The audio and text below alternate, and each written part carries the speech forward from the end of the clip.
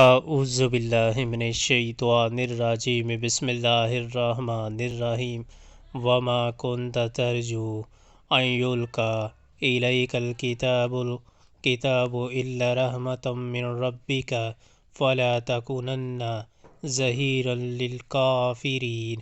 تم اس بات کے ہرگز امیدوار نہ تھے کہ تم پر کتاب نازل کی جائے گی، یہ تو محض تمہارے رب کی مہربانی سے تم پر نازل ہوئی ہے، پس تم کافروں کے مددگار نہ بنو۔ وَلَا يَصُدُّنَّكَ عَنْ آيَاتِ اللَّهِ بَعْدَ إِذْ أُنزِلَتْ إِلَيْكَ وَادْعُ إِلَىٰ رَبِّكَ وَلَا تَكُونَنَّ مِنَ الْمُشْرِكِينَ۔ اور ایسا کبھی نہ ہونے پائے کہ اللہ کی آیات جب تم پر نازل ہوں تو کفار تمہیں ان سے باز رکھے۔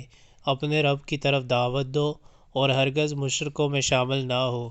وَلَا تَدْعُ مَعَ اللَّهِ إِلَٰهًا آخَرَ لَا إِلَٰهَ إِلَّا هُوَ كُلُّ شَيْءٍ هَالِكٌ إِلَّا وَجْهَهُ لَهُ الْحُكْمُ وَإِلَيْهِ تُرْجَعُونَ۔ اور اللہ کے ساتھ کسی دوسرے معبود کو نہ پکارو، اس کے سوا کوئی معبود نہیں ہے، ہر چیز ہلاک ہونے والی ہے سوائے اس کی ذات کے، فرما روائی اسی کی ہے اور اسی کی طرف تم سب پلٹائے جاؤ گے۔